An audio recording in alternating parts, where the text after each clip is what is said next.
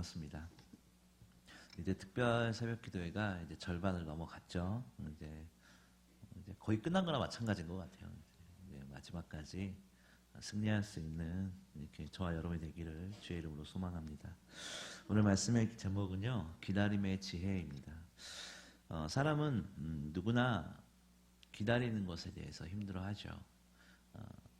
제가 어제 이제 버스를 탔는데 이제 평소엔 차를 운전하고 다니니까 기다릴 필요가 없잖아요. 근데 버스를 타니까 요즘은 어플들이 잘 돼 있어서 이걸 보고 딱 나가면 되는데 이게 이제 좀 잘못됐던 모양이에요. 그래서 나가서 한 15분을 기다렸어요.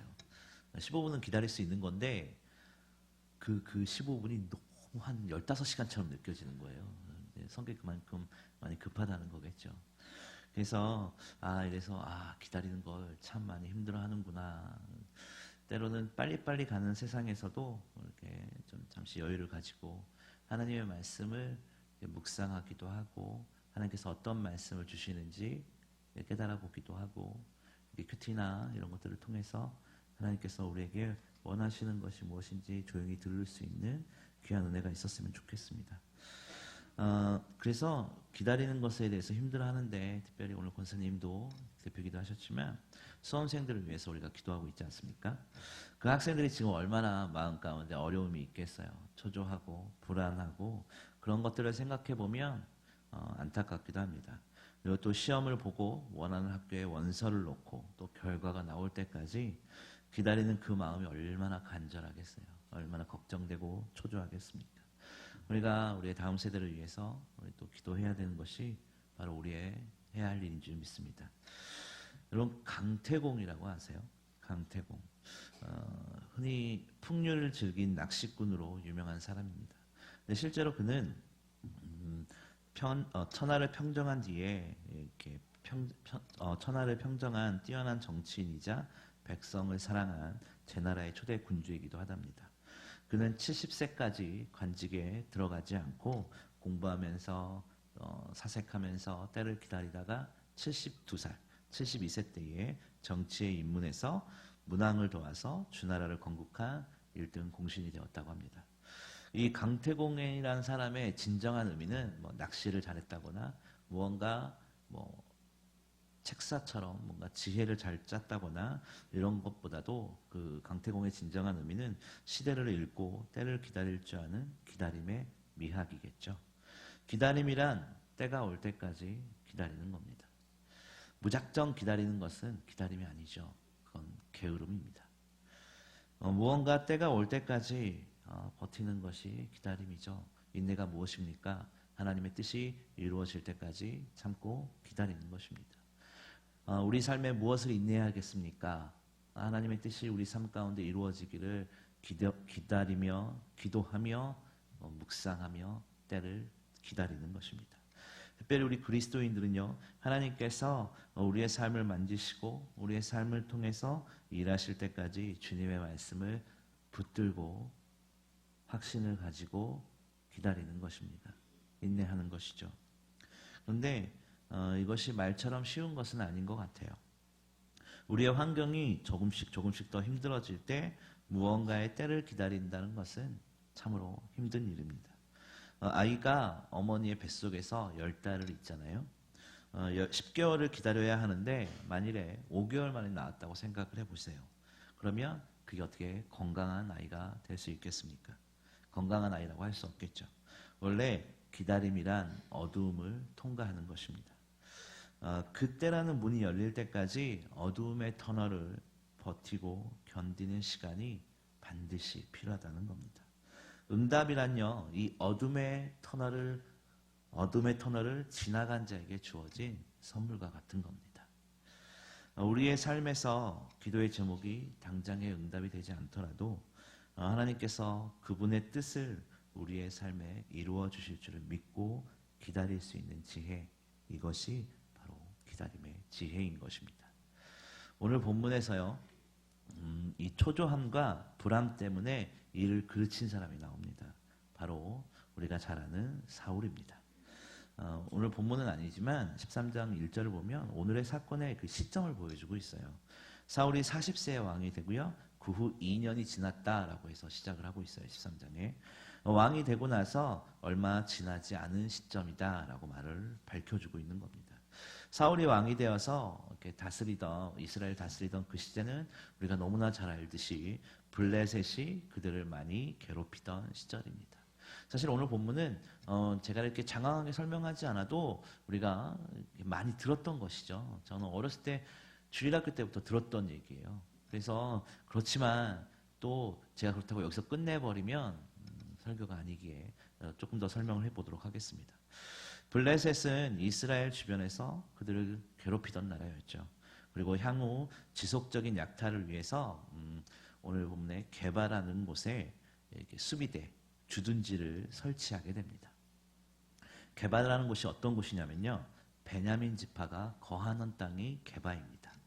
그러니까 이스라엘 영내에 이 베냐민 지파 사람들이 거하던 이 게바라는 지역에 블레셋 사람들이 이스라엘을 괴롭히고 그들을 약탈하기 위해서 주둔지를, 수비대를 딱 만들어 놓은 것이 이 게바라는 곳이라는 거예요.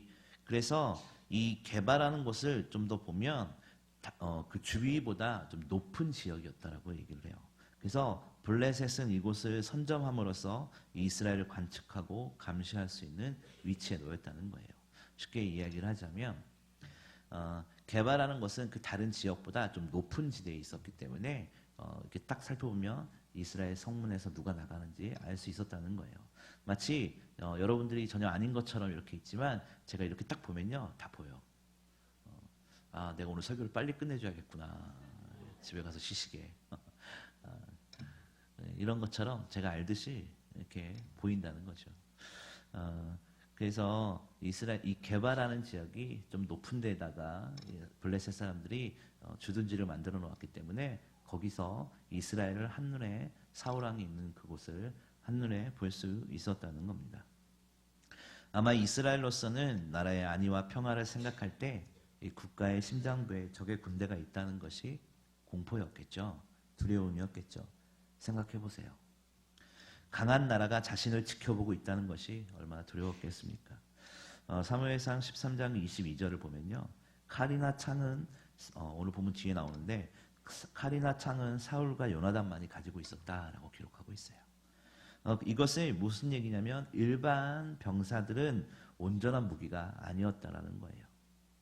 그러니까 칼과 창은 그 왕과 이런 귀족들만 가지고 있었고 나머지 일반 병사들은 되게 허름한 것들을 가지고 있었다는 것이죠. 블레셋은 철기를 다룰 수 있었기에 전쟁을 하면 이스라엘이 현재 가지고 있는 무기로는 절대 상대가 될 수 없는 나라가 바로 이스라엘이었습니다. 그래서 사울은 블레셋 그 게바에 있던 블레셋 수비대를 이스라엘에서 몰아낼 계획을 세우기 시작해요. 그것이 오늘 본문의 배경이 되는 믹마스 전투라고 불리우는 겁니다. 그 믹마스 전투의 발단이 바로 시작되는 건데 사울은 이 계획을 성공시키기 위해서 3,000명의 병사를 훈련을 시킵니다. 그래서 북쪽 그 게바라는 지역의 북쪽에다가 이 베델산에다가는 자신이 사울 왕이 2,000명의 군사를 데리고 주둔하고 또 남쪽 기브아라는 곳에는 그의 아들 요나단이 1,000명을 인솔해서 진을 치게 됩니다. 그러니까 앞뒤로 이렇게 진을 치고 있다라는 것이죠. 그런데 가까운 거리의 적을 바라만 보자니 이 사울 왕의 아들인 요나단이 좀 답답했던 것 같아요. 그래서 사울의 아버지의 왕의 허락도 받지 않고 이 블레셋을 게바라는 지역의 블레셋 사람들을 급습하게 돼요. 기습하게 됩니다. 예상치 못한 공격에 블레셋은 불의의 일격을 당하게 됩니다. 그러자 블레셋은 자존심이 좀 상했던 것 같아요. 대규모 군대를 이끌고 이 믹마스라는 곳으로 쳐들어가게 됩니다. 오늘 본문 앞에 13장 5절을 보면 병거가 3만이고 마병이 6천이고 백성들은 해변에 모래 같다라고 표현을 하고 있어요. 어쨌든 엄청 많다는 거죠. 사울 왕이 3,000명을 훈련시켰잖아요. 여기는 병거만 3만이래요. 근데 그 3,000명도 2,000명하고 1,000명하고 나눴잖아요. 상대가 처음부터가 수적으로는 상대가 되지 않는 게임이었습니다. 그러자 사울은 2,000명의 군사들과 길갈이라는 곳으로 피신하게 됩니다. 블레셋의 병력에 겁을 먹은 이스라엘 군사들은요, 다 도망가고 숨고, 우리 본문에 기록된 것처럼 도망가고 숨고, 그래서 600명만이 남게 됩니다. 당시의 분위기가 어땠겠어요? 영내의 분위기가 어땠겠어요? 사람들이 동요하기 시작했겠죠. 사울을 따르는 것이 아니라 그들의 두려움에 붙들려 도망가기 시작한 겁니다. 아마 이런 광경에 사울은 드는 생각이 무엇이었을까요? 생각해보면 먼저 드는 생각이 초조함이었을 겁니다. 이스라엘 백성들은 전쟁을 앞두고 하나님께 번제도 드리고 화목제도 드리는 그런 관습이 있었습니다. 이 번제와 화목제를 왕이 마음대로 드릴 수 없었기 때문에 그것을 관장하는 사무엘을 기다리고 있었던 것이죠. 사무엘상 10장 8절 앞으로 좀 거슬러 올라가면요, 너는 나보다 먼저 길갈로 내려가서 기다리라 라고 말을 해요. 그래서 내가 곧 가서 번제와 화목제를 드릴 거니까 너 거서 일주일만 기다려. 내가 가서 제사 지내줄 테니까. 사무엘이 사울왕에게 이렇게 말을 합니다. 그래서 사무엘의 말에 따라 전쟁을 앞두고 이제 길갈로 이동해서 사무엘을 기다리기 시작합니다. 그런데 사무엘이 올 때까지 기다리면 되는 것인데 여기서 또 문제가 생기죠. 사울의 마음속에 이 불안함과 초조함이 생기기 시작한 겁니다. 2,000명의 군사 중에서 블레셋에 겁이 나서 제대로 싸워보지도 못하고 2,000명 중에 1,400명이 도망도 갔고, 그리고 남은 병력도 불안해하고 있습니다. 왕인 사울의 입장에서는 불안한 마음이 들 수 있을 것 같아요. 눈에 보이는 병력의 차이가 나니 겁이 안 나는 것이 오히려 이상하겠죠. 600명을 가지고 병거만 3만 명인 사람이, 그리고 병사들이 해변의 모래알 같은 그 나라를 어떻게 이길 수가 있겠어요. 하지만 여러분, 우리는요, 눈에 보이는 블레셋을 두려워하기보다는 보이지 않는 하나님의 뜻을 더 의지할 수 있는 마음이 있어야 된다는 겁니다. 근데 사울은요, 눈에 보이는 블레셋을 두려워하기 시작했어요. 그리고 또 이스라엘 병사들이, 자신의 수하에 있는 병사들이 도망가는 것을 최대한 어떻게 막아보려고 하는 그런 것에 더 집중했다라는 겁니다. 오늘 8절 끝부분을 보면요, 백성들이 사울에게서 흩어지는지라 라고 말을 합니다. 사울은 병사들의 사기를 끌어올릴 필요가 있었어요. 흩어지지 않게 해야 되는 마음이 있었습니다. 그래서 전쟁에 나가기 전 제사장이 제사를 드렸던 관습에 따라서 사무엘이 올 때까지 기다리지 못하고 일주일이 되자 기다리지 못하고 그가 할 수 없는 제사장의 역할을 감당하여 제사를 드리게 됩니다. 우리가 여기까지 너무나 잘 아는 이야기죠. 사울은 제사장인 사무엘이 올 때까지 기다려야 했겠죠. 오늘 본문 8절 첫 부분에 보면 사울이 사무엘의 정한 기한대로 이래를 기다리되 라고 말을 합니다. 여기서 우리가 볼 게 있습니다. 생각해 볼 게 기다려야 된다라는 것에 대해서 초점을 좀 볼 텐데, 이 기다리다라는 말이 히브리어로 야할이라는 말입니다.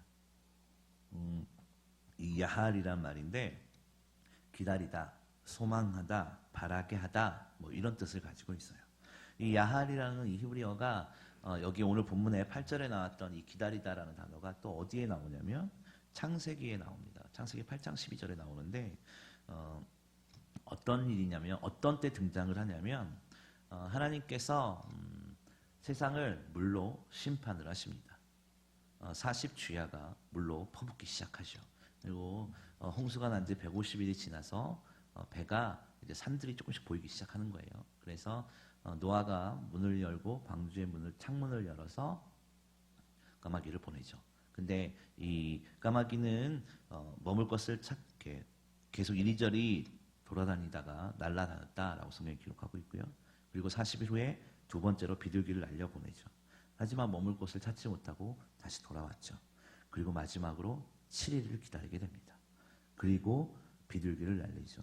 그리고 그 새가 감람나무 잎을 물고 오게 됩니다. 이때 노아가 7일을 기다렸을 때, 기다렸다, 거기에 대해서 이 야할이라는 말이 똑같이 등장하고 있습니다. 이게 무슨 이야기냐면요, 하나님께서는 노아를 구원하시고 그들이 안전하게 땅에 내려올 때까지 뭐하게 하셨어요? 보호하시며 기다리게 하셨다는 것이죠. 기다림은요, 곧 하나님의 때를 이야기하는 것이었습니다. 오늘 본문에 사울과 노아가 비교되지 않으십니까? 똑같은 기다림 앞에서 사울의 모습과 이 노아의 모습을 한번 생각해 보시길 바랍니다. 노아는 하나님의 때를 기다리는 반면에 그 방주 안에서 새를 날리며 기다리는 그 노아의 모습이 있는가 반면에 사울은 어떻습니까? 사울은 자신이 하고 싶은 대로, 자신의 뜻대로, 자신의 마음이 해소될 만큼 그런 일들을 했다라는 것이죠. 여러분, 우리는 어떨까요?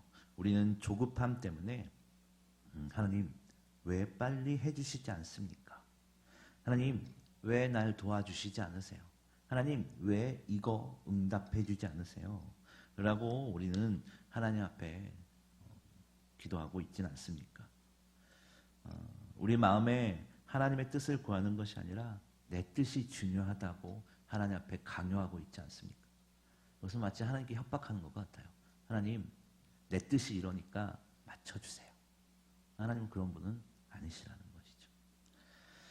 내 자신이 우상이 되어서 내 생각이 절대적이다라고 생각하지 않느냐 이 말입니다. 그렇지 않다는 거예요. 오늘 주제 찬양처럼 아무것도 두려워하지 말고 놀라지 말고 염려하지 말고 주님만 바라보는 것, 이것이 바로 우리가 해야 되는 것이죠. 당장 내 삶에 아무런 변화가 없을지라도 하나님의 신실하신 뜻이 이루어질 것을 알고 의지하는 것, 그리고 아버지의 뜻이 이루어질 때까지 기다리는 것, 이것이 바로 우리 신앙인들에게 주어진 하나님의 방법이고 하나님의 뜻이라는 겁니다. 오늘 본문의 사울은요 2,000명에서 600명으로 줄어든 병사들을 보면서 초조해야 하고 두려워하기 시작했습니다. 여러분, 2,000명이든 600명이든 1,000명이든 10,000명이든 그게 중요한 게 아니에요. 어차피 2,000명이라고 해도 수적으로는 블레셋의 상대가 되지 않았다는 거예요. 사람의 수가 중요한 것이 아니라는 것을 말씀드리는 겁니다. 예수님의 말씀을 들었던 그 당시의 신학을 보면요, 예수님이 성경에 보면 예수님이 가는 곳마다 많은 사람 무리들이 있었다라고 기록하고 있어요. 그리고 12제자뿐만이 아니라 또 다른 많은 제자들도 있었어요. 엠마오로 가던 2제자도 있었잖아요. 그렇듯이 예수님 주변에는 항상 많은 사람들이 있었어요. 그를 메시아라고, 그를 선생님이라고, 그를 선지자라고 외치던 수많은 사람들이 있었어요. 그리고 그 예수님과 함께 주변에 있던 사람들은 대부분 힘이 없는 서민들이었어요. 재산도 학식도 사회적 지위도 없는 사람들, 도시락을 싸올 능력도 안 돼서 들판에서 주님의 말씀을 듣다가 굶기까지 했던 사람이 예수님을 따르던 사람들이었어요. 보통 이런 사람들은 뭐 착하고 성실해 보여요. 주님을 위해서 충성을 다할 것 같이 보여요. 다 착하고 온순한 사람 같아 보여요. 그러나 여러분 그거 아십니까? 그들 또한 예수님을 십자가에 못 박으라고 외치던 사람들이었습니다. 보이는 형태나 수나 이런 것이 중요한 것이 아니라 어떠한 상황 가운데서도 내 삶을 인도하시는 하나님의 뜻이 중요하다는 겁니다. 우리 마음 가운데 있는 하나님의 뜻이, 하나님께서 날 향해 역사하시고 일하실 그 뜻이 가장 중요하고 그거 외에는 다른 것은 없다입니다. 오늘 조금 더 생각을 해보면요, 사울의 입장을 좀 보면 사울이 상식적으로 생각해보면 억울할 만한 것 같아요. 제가 예전에 이렇게 중고등부를 담당할 때가 있었어요. 중고등부를 담당할 때 한 학생이 이 본문을 보고서 사울 입장에서 제가 전도사 때였는데, 전사님 사울 입장에서는 억울할 수 있는 거 아닙니까? 라고 질문을 한 학생이 하더라고요. 사무엘이 약속을 어긴 거잖아요. 7일 동안 안 나타났으니까. 일주일 안에 오지 않았으니 사울에게도 용서할 수 있는, 참여할 수 있는 기회를 줘야 되는 것이 당연한 것이 아닙니까? 하는 거예요. 우리가 사울 입장이라면 어떻겠습니까? 누가 잘못했어요? 사실 사무엘이 잘못한 거 아니겠습니까? 사무엘이 약속을 어긴 거잖아요. 사무엘이 원인 제공자이고 사무엘이 실수한 거죠. 그런데 적반하장도 뭐 그런 것처럼 사무엘이 와서 사울을 꾸짖게 됩니다. 오늘 보면 13절과 14절에 잘 기록하고 있어요. 사무엘이 사울에게 왕이 망년되이 행했다 이렇게 얘기를 하고 있어요. 그래서 하나님께서 왕에게 명령한 것을 지키지 않는다라고 말을 하고 있어요. 13절과 14절을 보면 그렇게 사무엘이 사울왕에게 흥분을 하며 굉장히 크게 화를 내고 있는 겁니다. 그리고 사울왕이 저주를 받게 되죠. 13절과 14절에서 반복해서 나오는 말씀 이거예요. 왕의 하나님 여호와께서 왕에게 내리신 명령, 이 말입니다. 왕의 하나님 여호와께서 왕에게 내리는 명령, 이것이 얼마나 중요하냐면 왕에게 명령하신 바가 무엇이겠습니까? 번제를 드릴 때, 제사를 드릴 때, 전쟁에 앞서서 예물을 드릴 때 뭐 어떤 거라 할지라도 너는 뭐 직접 제물을 드리면 안 된다. 뭐 선지자가 와서 무조건 해야 된다. 네가 아니라 사무엘이 와야 된다. 뭐 네가 아니라 뭐 몇 명이 뭘 해야 된다. 단순히 이런 명령이었겠습니까? 아니에요. 사실 그런 단순하게 볼 문제가 아닙니다. 그것은 사울이 하나님을 왕으로 삼느냐 삼지 않느냐라고 하는 그 근본적인 문제가 좀 숨어 있습니다. 사실 사울이 하나님의 마음속 그 사울이 그 마음속 깊이 하나님을 왕으로 섬기고 있었다면 그 위기의 순간에 절체절명의 순간에 적진의 블레셋 병사들이 사기가 충전해서 온통 자기를 죽이려고 몰려들고 쳐들어오고 그하는 순간에 백성들이 군인들이 병사들이 다 뿔뿔이 도망치고 풍정등화와 같은 그 순간에 사무엘이 일주일이 지나도 오지도 않고 이런 상황일 때 사울이 제사를 대신하는 게 맞겠느냐 이거예요. 아니에요. 이런 상황이라면 해야 될 게 딱 하나였어요. 하나님께 엎드렸어야 되는 겁니다. 사울왕이 해야 될 것은 제사를 드리고 뭐 이런 게 중요한 게 아니라 하나님 앞에 엎드렸어야 된다는 거예요. 하나님을 왕으로 삼고 있었다면 하나님 어떻게 하면 좋겠습니까? 이게 먼저 나와야죠. 적의 군대는 쳐들어오고 약속한 일주일이 지나도 선지자는 오지도 않고 백성들은 흩어지는데 이 상황에서 제가 무엇을 해야겠습니까? 라고 하나님께 질문을 해야 되는 게 먼저 아니겠느냐 이거예요. 하나님께 한 번이라도 물어봤어야 되는 거 아니냐 이겁니다. 이것이 하나님을 왕으로 삼는 백성들이 해야 할 겁니다. 하나님께서 왕에게 명령하신 모든 명령, 이것은 이스라엘 왕 사울을 포함한 이스라엘 백성들에게 주신 하나님의 명령이기도 하고 오늘 저와 여러분에게도 주어진 명령입니다. 비록 인간의 왕이 세워졌다 할지라도 참된 왕은 하나님이시므로 우리가 하나님 앞에 순종하고 하나님께 물어야 되는 것은 너무나 당연한 것이죠. 사울 왕은 그걸 놓치고 있었던 겁니다. 사울은 왕이지만요, 실제로는 왕이 아닌 삶을 살아야 했다는 거예요. 보다 더 쉽게 이야기를 하자면 진정한 왕은 하나님이시다라는 겁니다. 절체절명 순간에 왕이신 하나님께 기도하지 않고 묻지도 않고 스스로 판단하고 스스로 결정하고 스스로 재물을 가져오라 해서 예배를 드려버렸습니다. 이것이 사울의 잘못이에요. 그러니까 제사에 대해서 맞고 틀리다를 묻는다면 그 후에 다윗도 제사를 드리는 모습이 성경에 기록되고 있습니다. 사울이 놓쳤던 게 그 마음 가운데 왕이 누구였느냐예요. 사울왕에게 너의 주인이 누구냐라고 했을 때 사울왕은 자기 자신이었습니다. 우리의 삶의 현장에서 우리가 살아나가고 있지만 우리가 결정하고 우리가 움직이고 있지만 우리가 먹고 마시고 행동은 하지만 우리 삶의 주인은 하나님 되심을 우리는 기억하기를 바랍니다. 가정에서 내가 가장이고 경제력을 좌지우지하는 사람들은 제가 경제력을 좌지우지하고 어떠한 상황 가운데 있을지라도 내가 집에서 한마디만 하면 모든 가족들이 쩔쩔매는 상황일지라도 그래도 가정의 주인은 하나님 되십니다. 내가 경영하는 일터에서도 내가 주인이 아니라 주인은 하나님 되신다 이겁니다. 우리의 삶은 우리가 의지를 가지고 살지만 우리가 주인이 아님을 우리는 기억하기를 바랍니다. 주인 대신 하나님의 뜻을 묻고자 우리가 기도하고 여쭈어야 한다는 겁니다. 그런데 묻지 않고 상황이 급박하다고 해서 스스로 판단하고 결정하는 것은 하나님이 우리에게 내리신 명령을 소홀히 여기는 행동입니다. 여러분 오늘 본문을 보면서 어떤 생각을 하고 계십니까? 내가 교회를 좀 다녔다 싶으면 이 본문을 굳이 설교하지 않아도 다 아실 거예요. 너무나 잘 아는 부분입니다. 그런데 여러분 오늘 사울의 모습을 보면서 저는 오늘 말씀을 준비하면서 이 사울의 모습을 보면서 저의 모습을 보았습니다. 마치 우리의 모습과 같지 않습니까? 문의는 성도인데 하나님, 내가 하나님 믿습니다. 하나님 따라다닙니다. 하나님을 내 마음의 왕으로 섬기고 있습니다. 하나님만이 나의 주인이십니다. 정말 습관처럼 하는 저 연약한 저의 모습을 보았습니다. 여러분, 우리도 그렇지 않습니까? 무슨 일만 있으면 주여, 주여, 하나님 이러지만 실제로 내 삶을 하나하나 뜯어보시기 바랍니다.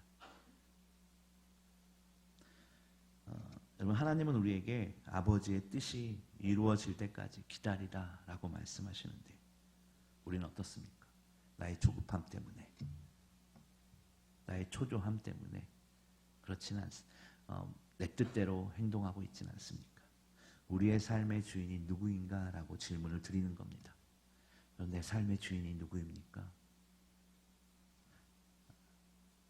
내 뜻대로 행하는 내 자존심입니까? 아니면 남들에게 지기 싫어하는 내 교만입니까? 내 삶의 주인이 누구입니까? 너무나 연약하고 가난해서 돈이 내 주인입니까? 아니요. 하나님은 그런 것엔 관심이 없으십니다. 하나님께서는 우리 한 명의 영혼에 관심이 있으십니다. 우리는 다 특별해지기를 원해요. 사울이 왕으로서 특별해지기 원할 때 무슨 일이 일어났냐면 자신의 뜻대로 행했습니다. 그렇지만 여러분, 우리가 특별해지기 원하는 것이 아니라 하나님이 우리를 특별하게 만드시는 겁니다. 우리가 무언가 해서 특별해지는 것이 아니라 하나님께서 그 특별한 길로 우리를 인도하신다는 겁니다. 만들어 주신다는 거예요, 하나님이. 우리 삶에서 절대로 우리가 왕이 되어서는 안 되겠죠. 우리가 왕이 되는 것은 하나님 앞에서 큰 죄입니다. 우리는 단순히 그냥 왕 대신 주님께 충성할 뿐입니다. 충성은요, 우리가 자주 쓰는 말이잖아요. 충성을 우리가 자주 쓰는 표현이긴 하지만 성경에서 말하는 것은 끝까지 변하지 않고 믿음을 지킨다, 이것을 충성이라고 이야기를 합니다. 끝까지 변하지 않고 믿음을 지키는 것, 이것이 충성입니다.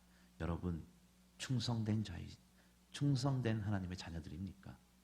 그러면 하나님의 말씀을 기억하고 흔들리지 말아야 합니다. 하나님의 말씀을 기억하고 넘어지지 말아야 됩니다.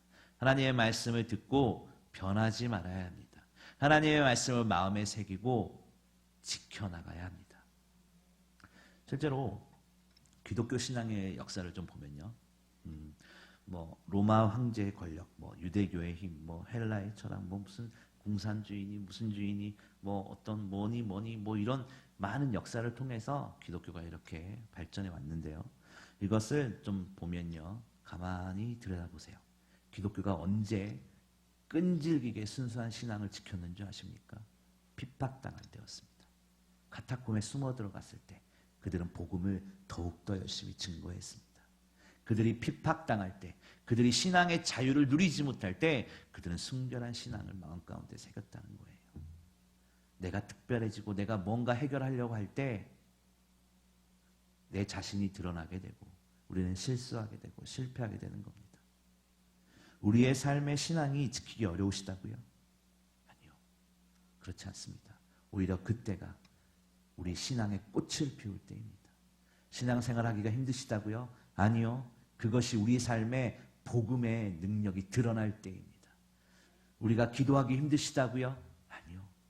기도하기 힘들게 사람들이 괴롭힌다고요? 예배드리기 힘들 만큼 바쁘시다고요? 주님 앞에 무릎을 꿇을 수 없을 정도로 마음이 아프다고요? 그럴 때가 더욱더 하나님 앞에 무릎을 꿇을 때입니다. 더욱더 소리 높여 외칠 때가 바로 지금이라는 거예요. 오늘 본문을 통해서 볼 때 사울왕의 실수는 무엇이었느냐? 그 자신 안에 결국 자기가 주인 되었다는 겁니다. 여러분, 우리 삶의 주인은 바로 내가 아니라 하나님 되십니다. 우리는 하나님께서 말씀하시는 복음의 능력을 살아내는 사람들입니다. 복음의 능력을 증거하는 사람들입니다. 땅 끝까지로 주의 증인이 되는 사람들입니다. 증인이 무엇입니까? 거짓말하면 안 되는 사람들이잖아요. 왜곡하면 안 되는 사람들이잖아요. 우리의 삶이 하나님 보시기에 왜곡되는 삶이 살면 안 되는 거잖아요. 우리의 삶에서 혹 지금 고난과 어려움의 터널을 지나고 계십니까? 더욱 주님께 충성하시기 바랍니다. 우리 삶의 주인은 하나님 되심을 기억하고 기도에 무릎을 꿇을 수 있는 저와 여러분 되시기를 주의 이름으로 축원합니다.